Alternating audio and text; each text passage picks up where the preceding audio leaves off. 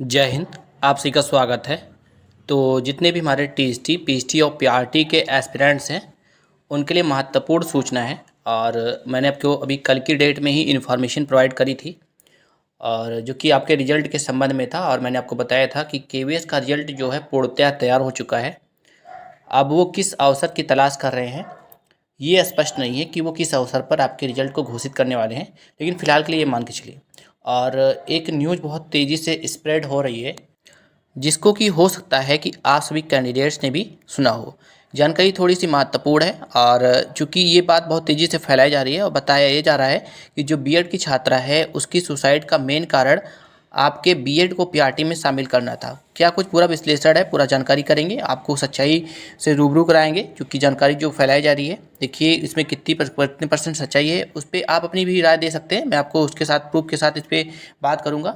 देखिए इस बात में सच्चाई है कि कई राज्यों में ऐसे बहुत से बीएड के छात्र हुए हैं जिन्होंने सुसाइड करा है। हालांकि मैं ये पहले ही कहता हूँ कि देखिए आपका पीआरटी केवल एक ही रास्ता नहीं है। आपके पास जीवन में बहुत से मौके मिलेंगे जो कि आपके कंपटीशन प्रतियोगिता परीक्षाओं की तैयारी जो भी कैंडिडेट्स कर रहे होंगे। हालांकि कोई भी छात्र जब किसी भी प्रतियोगिता की तैयारी करता है तो जहाँ तक मुझे लगता है वो केवल एक दिशा में नहीं होता है, कई सारे परीक्षाओं में भी वो एक तरीके से पार्टिसिपेट करता रहता है। तो मैं सबसे पहले तो यही कहना चाहूँगा, जो भी बच्चे ऐसा कुछ सोच रहे हैं प्लीज़ ऐसा बिल्कुल मत सोचें। आपके पास बहुत से रास्ते हैं।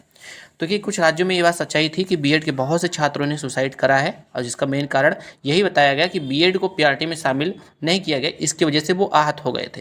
जिसको लेकर के मैंने भी शोक प्रकट करा था अभी आए दिन, और जो कि मुझे जानकारी जैसी कि मुझे मिली थी मैंने वैसी जानकारी आपको प्रोवाइड कर दी थी। लेकिन वर्तमान समय में जो आपकी न्यूज़ फैल रही है उस पर क्या मामला है उस पर बात करते हैं। देखिए ये जो पूरा मामला है कहीं ना कहीं इसका जिम्मेदार एनसीटी है, ये आपको मानना पड़ेगा। बीटीसी और बीएड का जो विवाद चल रहा है उसमें एक बड़ा कारण आपका एनसीटी है, जो कि 2018 का गजट है, समझ लीजिए इसको। और इसमें ना ही बीएड कैंडिडेट्स की गलती है ना ही बीटीसी की। सबसे पहले ये सूचना देख लीजिए आप।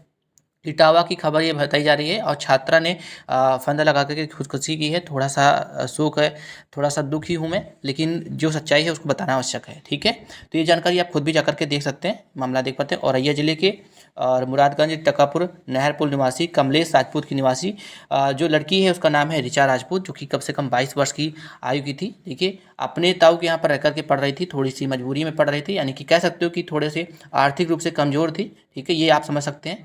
और चूँकि वो पढ़ने में थोड़ी सी अच्छी थी ऐसा बताया जा रहा है। लेकिन हाल फिलहाल में जो मेन जानकारी इसमें ये है, इस सूचना के माध्यम से ये आपको जानकारी प्रोवाइड कर दी जाए कि जो कैंडिडेट्स है वो टेट और सीटेट की परीक्षा के साथ प्रतियोगिता परीक्षाओं में भी दे चुकी थी, यानी कि वो टेट और सीटेट की परीक्षा भी दे चुकी थी और जिसमें उसे सफलता नहीं मिली थी। देखिए इसमें ये जानकारी आपको देखना बहुत ज़रूरी है। इसमें बताया जा रहा है स्पष्ट रूप से कि टेट और सीटेट और बहुत सी ऐसी प्रतियोगिता परीक्षाएं थी जिसमें छात्रा ने प्रतिभाग किया था, लेकिन फिलहाल के लिए उसे सफलता नहीं मिली थी। तो इस जानकारी से तो ये प्राप्त होता है कि आपके जो छात्रा है वो टेट और सीटेट उसके क्लियर नहीं थे। तो ये मान के चलिए आपका इस विषय पे क्या राय है। मैं इस पर कोई भी टिप्पणी वगैरह नहीं करना चाहूँगा, क्योंकि ये जानकारी फैलाई जा रही थी तो ये जानकारी भी आपको प्रोवाइड करनी जरूरी थी। क्योंकि जो जानकारी दी जा रही थी बस केवल ये बताया जा रहा था कि जो छात्रा है उसने बीएड को पीआरटी में शामिल नहीं किया गया, इसी वजह से खुदकुशी कर ली। हालांकि ये जो इन्फॉर्मेशन है मैं इस पे ये नहीं कहूँगा कि ये सत्य है असत्य है, लेकिन जो है मैंने आपको जानकारी प्रोवाइड करी है। आपका इस विषय पे क्या राय है, आप क्या सोचते हैं, आप बता सकते हैं।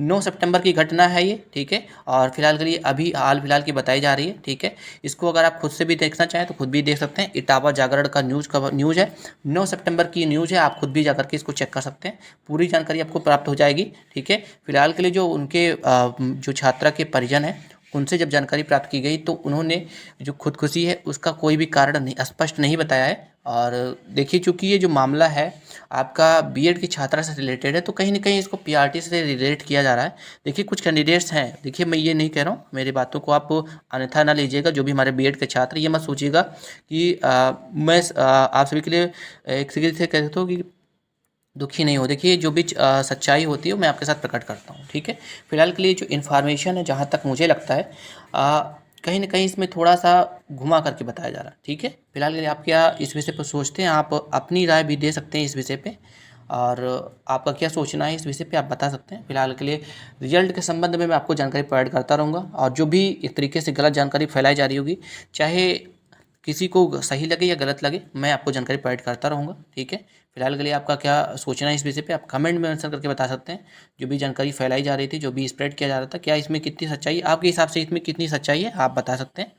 फिलहाल के लिए जो भी जानकारी होगी, जो भी सच्चाई होगी, वो तो आपके सामने आ ही जाएगी। फिलहाल के लिए ऐसा बताया जा रहा है कि प्रयागराज में इसी के संबंध में आपके 2 अक्टूबर को कैंडल मार्च किए जा रहे हैं, जो कि बीएड छात्र के द्वारा किया जा रहा है।